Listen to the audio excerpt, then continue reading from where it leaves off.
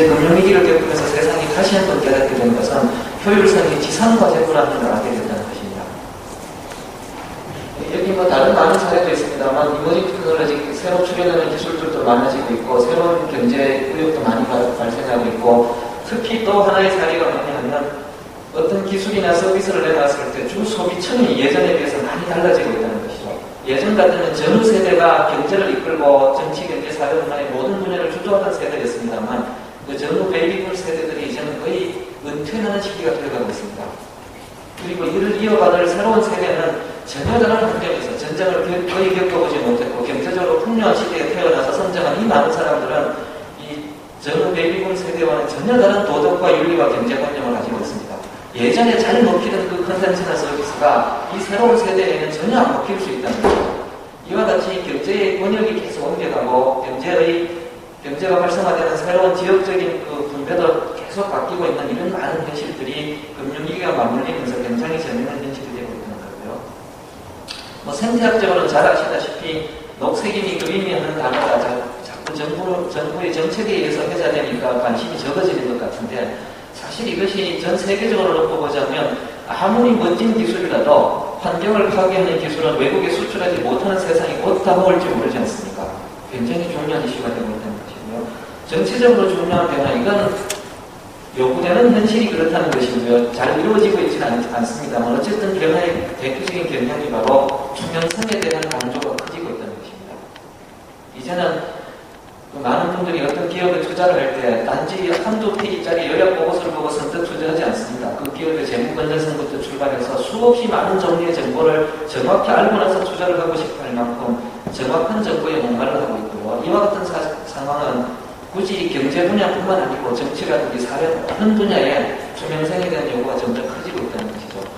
이와 같은 것이 바로 여러분들이 분석한다고 하시더라도 특별히 다르지 않으려고 생각합니다만 바로 2010년 마이크로소프트에서 그 인비저닝 랩에서 내는 보고서가 강조하고 있는 바가 바로 이것입니다.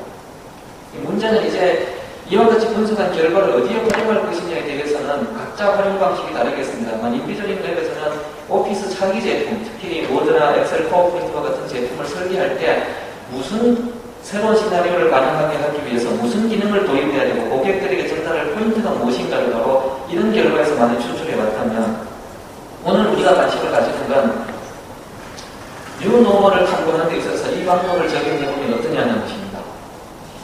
즉 현재까지 우리가 노멀이라고 받아들이는 것이 왼쪽 표가 같은 것이 있었는데 앞에서 제가 스티브에서 나오는 여러 결과들을 잘 분석해보면 현재까지 노멀이라고 받아들이고 있는 것들 중에 상당 부분은 바뀌어야 된다는 것을 반영하고 있습니다. 물론 이렇게 바뀌어야 된다고 정답을 내놓을 수 있는 문제는 아니지만 얼마든지 추측 가능한 내용이라는 것입니다. 왜 그러냐면 업무와 일상의 균형이라는 것은 더 이상 사회적 분석의 결과가 옳지 않았습니다. 왜냐하면 저만 하더라도 다국적 기업에 근무하고 있다 보면 참 곤란한 일을 많이 겪습니다만 중요한 회의는 전 세계 사람이 같은 시간에 모여서 전화회의를 해볼 때였습니다. 그때 한국 시간에 맞춰서 회의해달라고 제가 요구할 수도 없고 가능한 일도 아닙니다. 가끔씩 보면 새벽 3시에 회의 시작해서 새벽 5시에 마치는 때도 있습니다. 이런 사람에게 아침 9시까지 출근해서 책상에 앉아서 무슨 일을 하시오라는 요구를 저희 회사는 하지도 않습니다. 이것이 바로 어디까지가 일상이고 어디까지가 업무인지를 애써서 나누려고 할 필요가 없다는 말이죠. 전체적으로 당신이 해야 될 바가 무엇인지를 목표 지향적으로 설정하고 그 목표를 최대한 달성하기 위해서 시간을 효율적으로 분배해서 쓰라. 이것이 더 맞는 것이죠. 이것이 바로 업무와 일상을 함께 놓고 볼 문제가 있습니다. 종합됐다고 해서 나쁜 뜻이 아닙니다. 오히려 더 잘 일상을 즐기고 더 잘 업무 효율성을 내기 위해서 함께 놓고 고민할 문제라는 것이죠. 이렇게 하기 위해서는 사실은 사회나 조직적으로 볼 때 굉장히 많은 변화가 있어야 될 것 같습니다. 근태관리라는 명목으로 몇 시부터 몇 시까지 무조건 자리를 지켜라든지 윗분이 퇴근하지 않으면 절대 퇴근하지 못한다든지 이런 사회적인 문화가 바뀌어야 정상일 것이고요. 그런 것이 바뀐 세상이 오고 나면 과거에 왜 그렇게 바보같이 살았을까라고 오히려 이상하게 볼 수도 있다는 것이죠. 그래서 이런 일들은 제가 보기에는 이미 벌어지고 있는 일이기도 할 뿐만 아니라 좀 더 생산적인 사회를 하기 위해서 좀 더 활발하고 개인의 자유를 더 누릴 수 있는 사회가 되기 위해서는 업무와 일상을 애써서 구별하려고 하고 균형을 잡으려고 애를 쓰기보다는 오히려 통합해서 논의하는 것이 더 바람직하다는 것이고요. 이걸 위해서 누가 무엇을 할 것인가 하는 데 대한 고민은 각자 다르리라고 봅니다.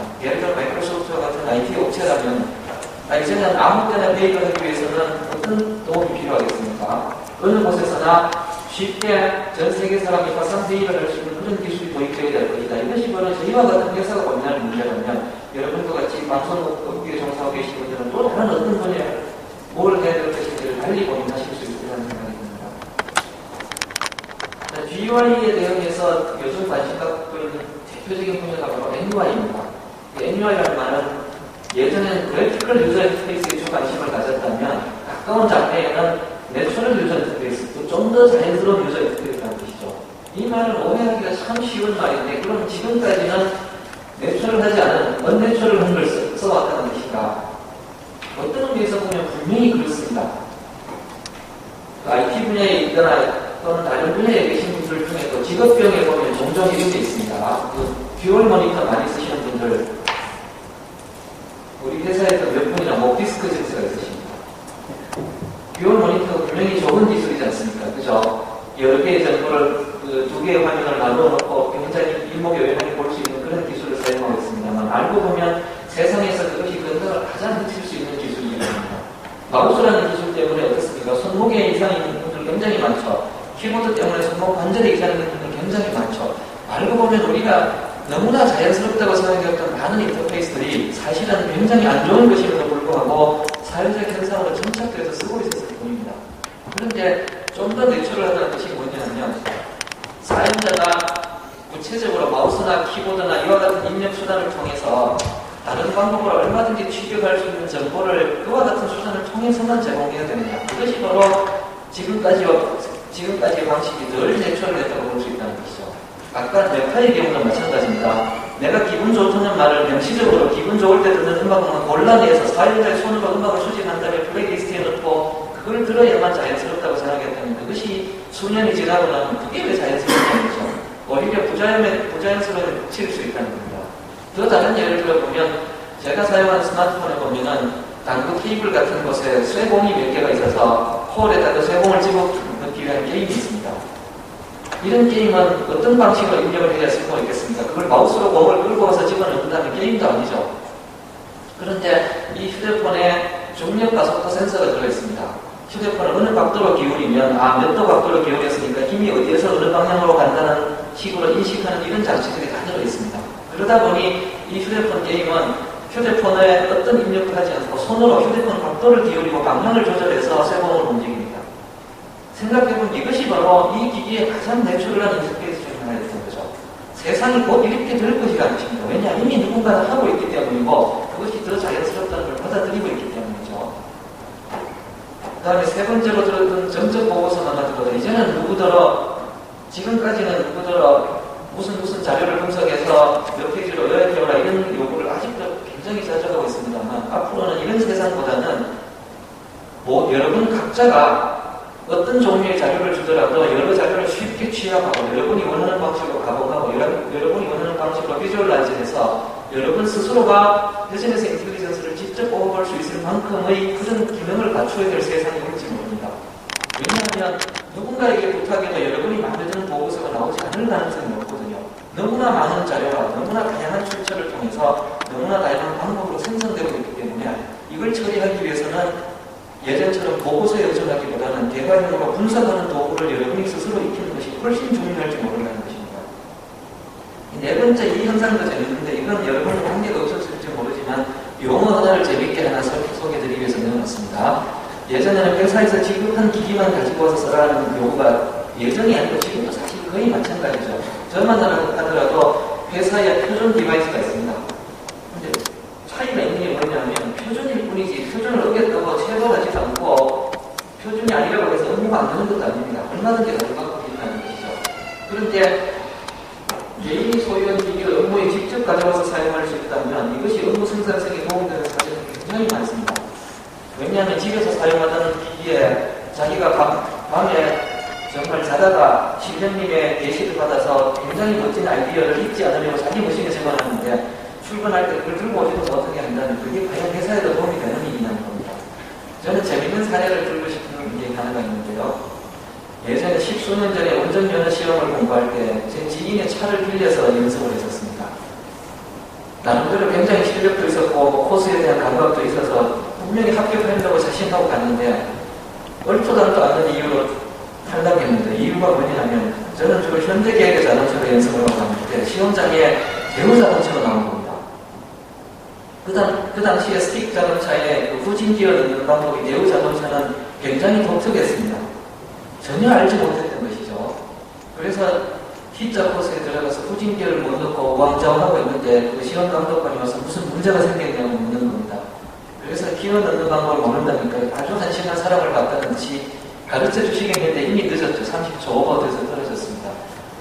그게 바로 이런 사례입니다. 자기 손이 가장 잘 익은, 가장 직전까지도 사용하도록 하고 있던 머신을 업무에 가져서 사용하는 걸 왜 막아야 되는 것입니다. 오히려 그것을 권장하는 것이 추세인데요. 그 추세를 반영하는 가장 재밌는 용어가 바로 BYOD입니다. 혹시 들어보셨나 모르겠습니다. 이게 Bring Your Own Device라는 뜻입니다. 당신 자신의 디바이스를 가져와서 업무에 쓰라는 뜻입니다. 이 용어는 사실 그 IT 분야에서 나온 용어가 아니고 대형 행사를 기획하는 분들이 종종 보면 식사를 제공하지 않으니까 각자 도시락을 지참해서 오시든지 알아서 식사를 해결하십시오 하는 그런 행사들이 있죠. 그죠? 그게 바로 BYOL이라고 하거든요. Bring Your Own Lunch라는 뜻이죠. 각자 점심 알아서 가져와서 해결하시오. 그 용어인데 그걸 업무에 사용하는 기기에 적용할 때 BYOD라는 용어가 있습니다. 이것이 분명히 추세입니다.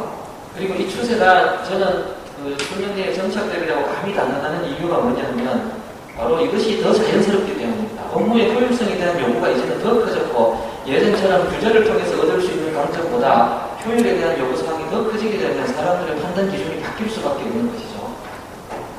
네트워크 액세스도 마찬가지고요. 특히 IT 분야에 있어서는 뭐 여러분이 IT 업체는 아니지만 IT를 많이 활용하는 업무가 많으실 거라고 생각합니다. 이럴 경우에 지금까지는 IT 설비가 모자라면 주로 더 많은 설비를 확충하는 방식으로 예산을 편성하시고 더 많은 인력을 채용하시고 그 업무를 해오셨다면 수년 내에 정착될 새로운 IT가 뭐냐면 제3자에게서 빌려 쓰는 IT가 더 정착되지 않겠냐는 것입니다.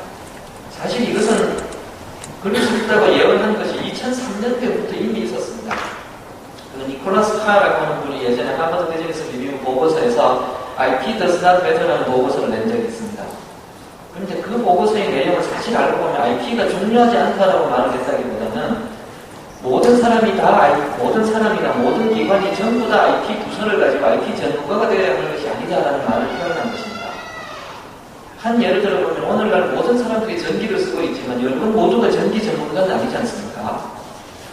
그렇죠. 그런데 정작 전기를 생산하고 전기를 분배하고 관련된 업종에 종사하는 분들의 전기에 대한 노하우는 예전보다 훨씬 더 높은 상태에 있습니다. 이 말은 전기가 안 중요하다는 것이 아니고 누군가에게는 전기에 대한 기술이 훨씬 더 중요해졌지만 대다수에게 전기는 그저 비용을 내고 쓰기만 하는 정도의 용도로 그칠 것이라는 것입니다. IT는 그렇지 않다고 누가 보장합니까?